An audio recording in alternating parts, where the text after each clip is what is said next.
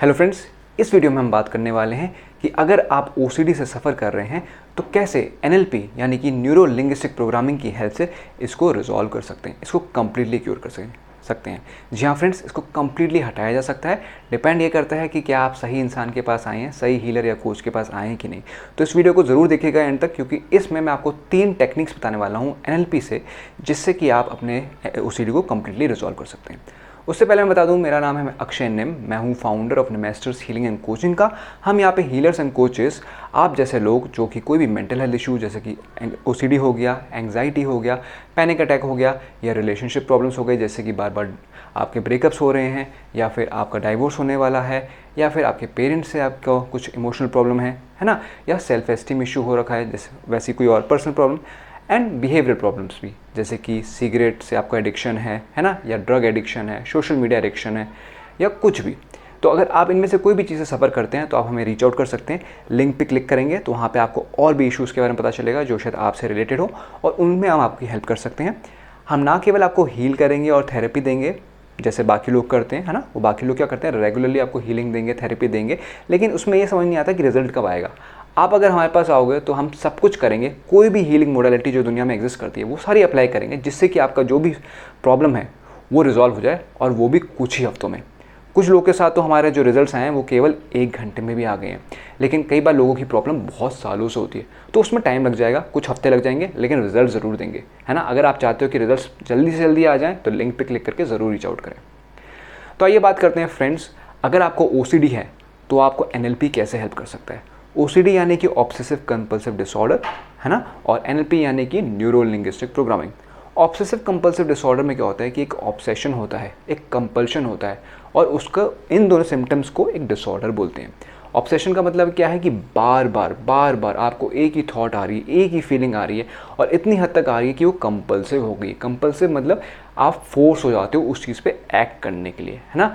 जैसे कि आपको बार बार ये थॉट आ रहा है कि मेरे हाथ जो हैं बहुत गंदे हो रखे हैं, तो आप बार बार उसको धोगे। 1 बार धो रहे हो, 2 बार धो रहे हो, 3 बार धो रहे हो, 10 बार धो रहे हो। कई बार लोग दिन भर नहाते रहते हैं, उस कारण उनके खून भी निकलता रहता है बॉडी से, है ना। और कंपल्शन मतलब ये है कि you are force to act on it, है ना। आपको पता है कि ये चीज़ सही नहीं है, लॉजिकली आपको पता है सही नहीं है, लेकिन फिर भी आप उसको रिजॉल्व नहीं कर पा रहे हो। तो यहाँ पे हम बात करते हैं न्यूरो लिंग्विस्टिक प्रोग्रामिंग की। न्यूरो मतलब न्यूरॉन्स, लिंग्विस्टिक मतलब लैंग्वेज मतलब बातें, और प्रोग्रामिंग मतलब कि जो आपका जो बिहेवियर है उसको चेंज करें। तो अगर आप ध्यान से समझो, जो ओसीडी है वो एक काइंड ऑफ बिहेवियर ही है। बिहेवियर का मतलब क्या है कि कोई चीज़ होती है, या तो दिमाग में कोई थॉट आता है, या शरीर में कोई फीलिंग आती है, या बाहर से आप कोई चीज़ देखते हो और फिर आपको एक बिहेवियर करना पड़ता है। न्यूरो लिंग्विस्टिक प्रोग्रामिंग में 3 बहुत ही पॉपुलर टेक्निक्स हैं जो मैं आपको बताने वाला हूँ राइट नाउ, जिनकी वजह से मैंने बाकी लोगों को भी हेल्प की है। तो पहली टेक्निक का नाम है, जिसका नाम है एंकरिंग। एंकरिंग में क्या होता है कि 2 चीज़ें एक साथ एंकर हो जाती हैं। जैसे फॉर एग्जांपल, जब शिप्स आपने देखी हैं, शिप्स जब समुद्र में घूमती हैं और कई बार पोर्ट्स पे होती हैं, तो वो एक बहुत बड़ा एंकर सा ड्रॉप कर देते हैं। एंकर बहुत भारी होता है, ड्रॉप कर देते हैं, उससे क्या होता है कि शिप इधर उधर नहीं जाती।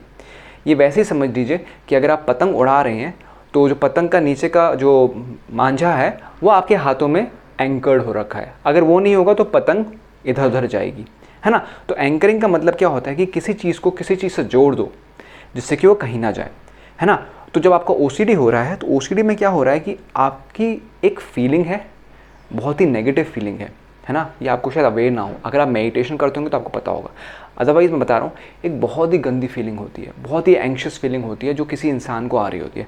जैसे कि मान लीजिए आपने किसी एक मूर्ति को देखा भगवान की, और आपका मन हो रहा है कि बार बार मैं इसके आगे हाथ जोड़ूँ। तो ऐसा क्यों हो रहा है? क्योंकि अगर आप हाथ नहीं जोड़ते हो तो आपको बहुत गंदी फीलिंग आ रही होती है अंदर, कहीं ना कहीं आपको फील हो रहा होता है। आप सोचोगे कि गंदी फीलिंग नहीं है, ये बस एक दिमाग में विचार आ रहा है कि अगर मैंने हाथ नहीं जोड़े तो हो सकता है मेरा नुकसान हो जाए, हो सकता है मेरे परिवार वालों का नुकसान हो जाए, हो सकता है भगवान आके परेशान करें, है ना। लेकिन यहाँ पे एक्चुअली में क्या हुआ है, आप ध्यान से समझना, एक नेगेटिव फीलिंग है, बहुत ही गंदी फीलिंग है, और ये थॉट है कि आपके साथ बुरा होगा। ये दोनों चीज़ें मिलके जुड़ गई हैं। जैसे फॉर एग्जांपल, मान लो आपको एक थॉट आ रहा है ना, एक थॉट आ रहा है कि आज ट्यूसडे है, जबकि आपको पता है मंडे है। अब वो थॉट कितनी भी बार आए आपको उससे कोई फ़र्क नहीं पड़ेगा, लेकिन जिस दिन ट्यूसडे से रिलेटेड आपके बॉडी में कोई फीलिंग आ गई तो यू विल बी फोर्स्ड कि यार मैं आज ट्यूसडे ही मानूँ, और नहीं मानोगे तो आपको पंगे होंगे, है ना। इसके और भी एग्जांपल ले लेते हैं। जैसे कई बार आप को देखते हो मैकडोनल्ड्स का ऐड देखते हो, है ना, आप सड़क पे चल रहे होगे, कार में जा रहे होगे, आप देखते हो, है ना, आपका मन कर जाता है देखने खाने का कि मैं वहाँ जाता हूँ रेस्टोरेंट में खा लेता हूँ, है ना। एक और एग्जांपल है इसका, जैसे आपने फैमिलीज़ में देखा होगा जब बच्चे पैदा होते हैं, 2-3 बच्चे एक साथ होते हैं, तो उन लोगों का नाम जुड़ जाता है। जैसे कि आपके मान लीजिए कज़न है मोहित और रोहित, तो हमेशा बोला जाएगा मोहित और रोहित। जब भी आप मोहित के बारे में सोचोगे रोहित याद आ जाएगा, है ना। वैसे ही क्या हो रहा है यहाँ पे, जो आपकी जो नेगेटिव फीलिंग है और ये जो थॉट है, दोनों एक साथ एंकर हो चुके हैं। अब इसका बहुत ही सिंपल सॉल्यूशन है एनएलपी में कि आप इन दोनों चीज़ों को अलग कर दो, है ना। इन दोनों चीज़ों को आपने अलग कर दिया, मतलब आपने थॉट को अलग कर दिया, फीलिंग को अलग कर दिया, तो कोई भी प्रॉब्लम नहीं होगी, आप कभी भी फोर्स नहीं होगे। इस चीज़ को कैसे यूज़ करना है उसके लिए आपको एक एनएलपी प्रैक्टिशनर के पास जाना पड़ेगा। वो आपकी प्रॉब्लम को डिपेंडिंग अपॉन कितने एक्सपीरियंस है सॉल्व कर पाएंगे। आप हमारे पास भी रीच आउट कर सकते हैं, लिंक नीचे दिया गया है, जिससे कि हम आपकी प्रॉब्लम को कम्प्लीटली रिजॉल्व करें। आइए बात करते हैं सॉल्यूशन नंबर 2 की, जो भी एनएलपी में दिया गया है। सॉल्यूशन नंबर 2 है, वो है स्ट्रैटेजी। स्ट्रैटेजी का मतलब ये होता है कि हम किसी भी एक्टिविटी को कैसे करते हैं, है ना। जैसे फॉर एग्जांपल अगर आपने क्रिकेट देखा है तो क्रिकेट में क्या होता है कि बॉलर आता है, भागते भागते भागते भागते आता है और फिर जंप करता है और बॉल को फेंकता है ना। अगर उस दौरान उसके जो नंबर ऑफ स्टेप्स हैं वो अगर थोड़े भी हिल गए तो वो रुक जाता है, वो बॉल नहीं फेंकता है ना, फिर जाके लंबा रन अप लेता है।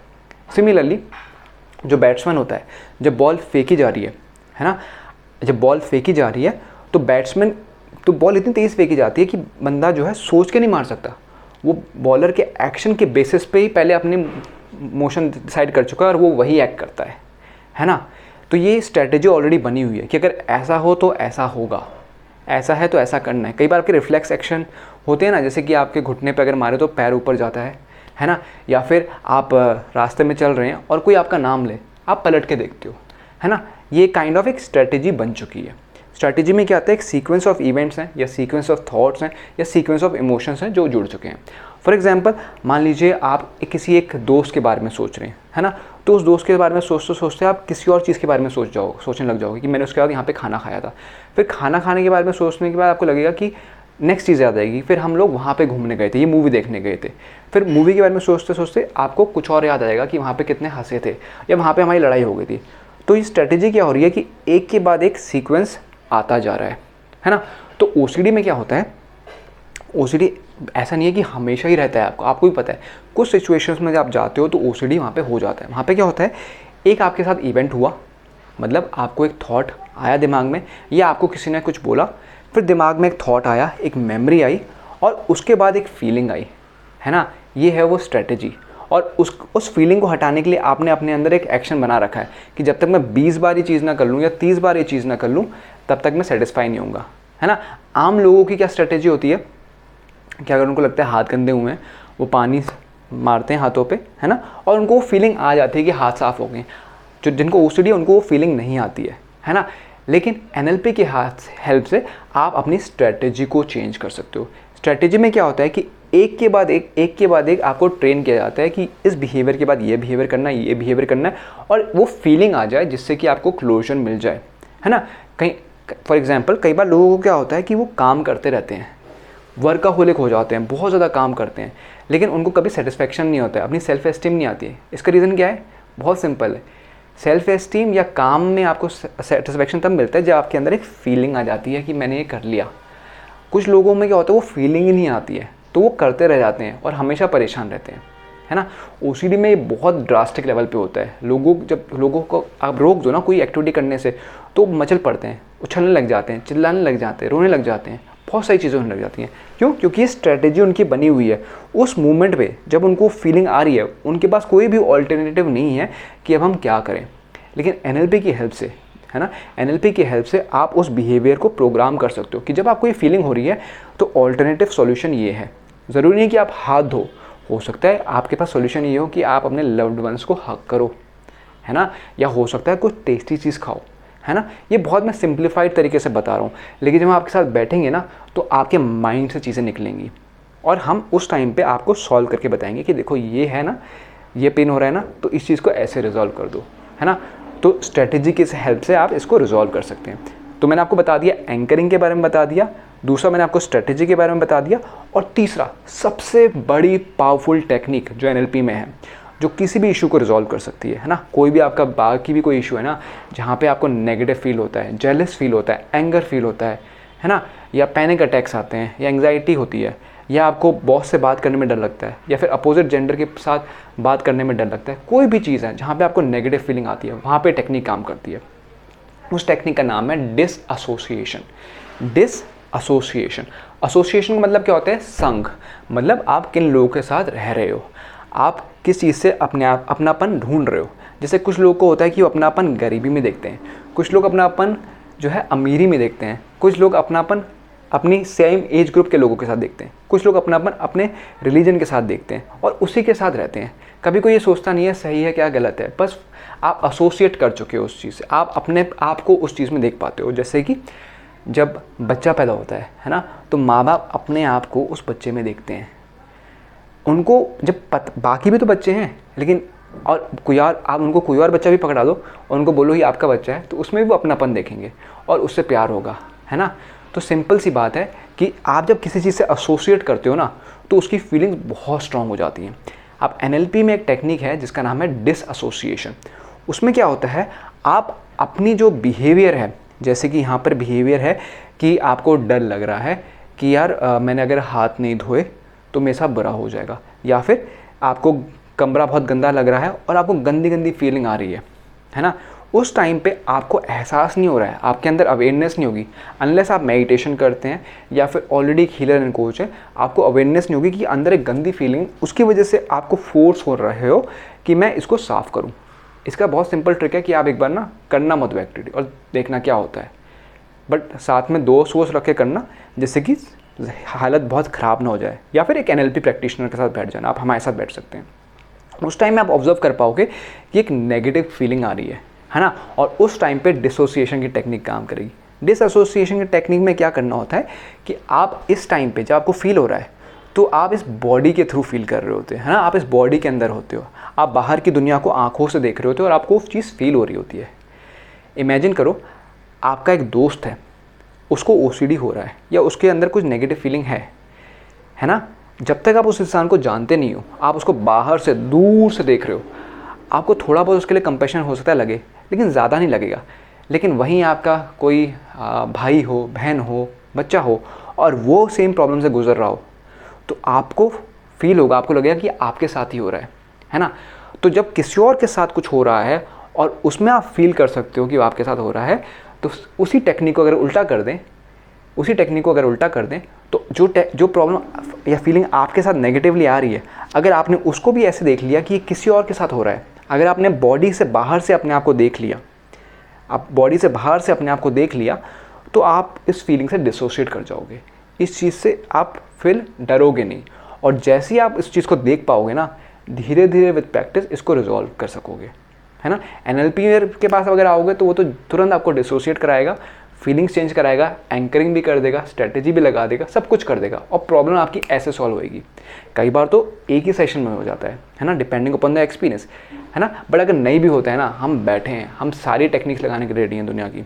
योग निद्रा हो गया, प्राणिक हीलिंग हो गया, रेकी हो गया, कितनी सारी टेक्निक्स हैं, इतनी सारी साइंटिफिक टेक्निक्स भी आ रही हैं, रिसर्च पेपर्स भी आ रहे हैं, जो भी दुनिया भर का सारी टेक्निक्स हैं हम लगाने के लिए रेडी हैं, बिकॉज दैट्स व्हाट मैटर्स, है ना। आप किसी को पैसे केवल इसलिए थोड़ी दे रहे हो कि हीलिंग सेशन चलता रहे, आपको सॉल्यूशन चाहिए, है ना। आप सॉल्यूशन चाहते हो और हम देना चाहते हैं, है ना। हम चाहते हैं कि आप सेल्फ रिस्पेक्ट की लाइफ जियो, है ना। पेन जो इतने टाइम से लेके बैठे हुए हो उसको उतार के रख दो। आपकी लव लाइफ में जो प्रॉब्लम आ रही है उसको रिजॉल्व करो, जिससे कि आप बहुत डीप अपनी रिलेशनशिप में जा सको। जब आपका मेंटल स्पेस क्लियर होगा, तब आप रिलेशनशिप्स में और गहराई तक जा पाओगे, और चीज़ों के बारे में सोच पाओगे कि मैं किस पर्सन के साथ कैसे और एंजॉय करूं, मैं अपने बॉस के साथ कैसे और अच्छे से काम करूं, है ना। अदरवाइज़ अगर आप खुद ही परेशान रहते हो तो कैसे अपने आप को हेल्प कर पाओगे। इसलिए please be very kind to yourself and reach out to us, click on the link, है ना, साइन अप करें वहाँ पे, और वहाँ पे हो सकता है आपको कुछ बोनसेस भी मिलें, और हमें रीच आउट करें, जिससे कि हम आपकी लव लाइफ सुधार पाएँ, है ना, आपकी एजुकेशन में हेल्प कर पाएँ, जिससे कि आपके मेंटल स्पेस हो फोकस करने का, और एक बहुत अच्छी लाइफ जिएँ, और आप इस दुनिया को और बेहतर बनाएं। तो आशा करता हूँ आपको इस वीडियो में बड़ा अच्छा लगा होगा, है ना। ये है अक्षय निम, founder of master CNN coaching. कहते हुए bye bye.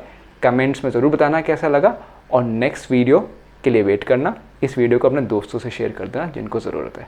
Till then bye bye and take care.